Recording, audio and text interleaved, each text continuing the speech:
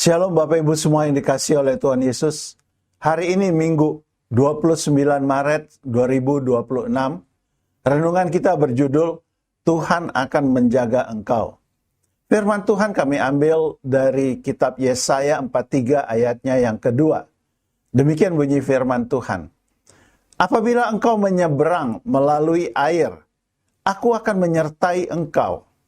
Atau melalui sungai-sungai, engkau tidak akan dihanyutkan. Apabila engkau berjalan melalui api, engkau tidak akan dihanguskan. Dan nyala api tidak akan membakar engkau.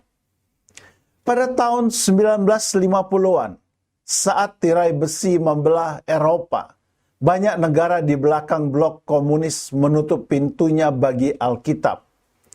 Gereja-gereja di sana haus akan firman Tuhan, namun dianggap musuh oleh rezim yang melarang iman Kristen berkembang bebas. Di tengah suasana mencekam itu, seorang pria asal Belanda bernama Andrew van der Bilt yang kelak dikenal sebagai Brother Andrew merasakan panggilan Tuhan untuk menyelundupkan Alkitab ke wilayah yang terlarang. Dengan mobil Volkswagen Beetle biru yang kecil, Andrew berkendara menembus perbatasan negara-negara seperti Polandia, Cekoslowakia, Yugoslavia, bahkan Uni Soviet. Bagasi mobilnya sering penuh dengan Alkitab yang jelas-jelas terlarang.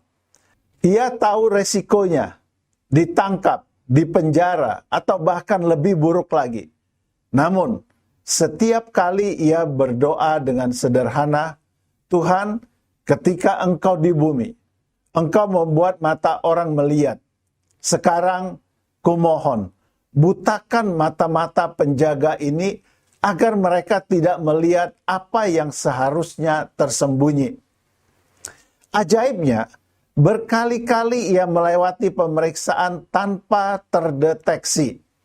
Kadang, penjaga memeriksa mobilnya, tetapi entah bagaimana, tidak melihat tumpukan Alkitab di kursi atau bagasi.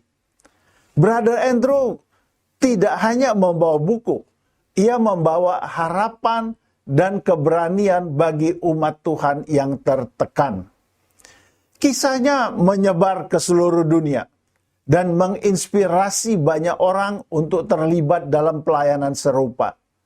Pelayanannya berkembang menjadi organisasi Open Doors yang sampai hari ini melayani gereja-gereja yang teraniaya di seluruh dunia.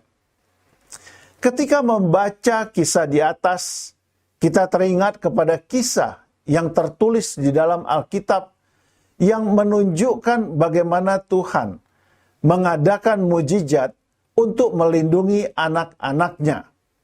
Pertama, Daniel tetap setia berdoa kepada Allah meskipun ada larangan dari raja.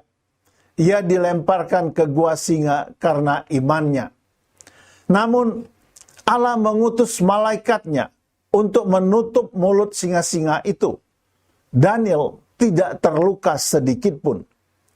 Kedua, Sadrak, Mesak, dan Abednego menolak menyembah patung emas Raja Nebukadnezar. Mereka diancam dibakar dalam perapian yang menyala-nyala.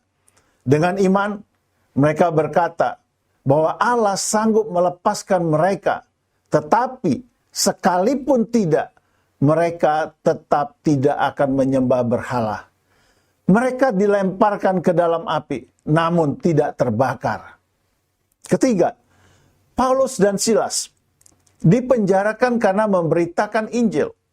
Pada tengah malam, mereka berdoa dan memuji Allah. Tiba-tiba terjadi gempa bumi yang dahsyat. Pintu-pintu penjara terbuka dan belenggu mereka terlepas. Mereka pun bebas. Dan masih banyak kisah mujizat luar biasa lainnya yang dituliskan di dalam Alkitab. Mujizat Tuhan masih nyata sampai hari ini. Kita dipanggil untuk tetap berharap, berdoa, dan melangkah dengan iman. Percayalah, Tuhan sanggup membuka jalan di tengah segala keterbatasan kita. Percayalah, mujizat Tuhan masih terjadi pada zaman sekarang ini. Kata-kata bijak hari ini, iman membuka jalan di tempat yang mustahil. Sedangkan doa mengundang mujizat Tuhan turun bekerja. Mari Bapak Ibu kita berdoa bersama-sama mengakhiri renungan ini.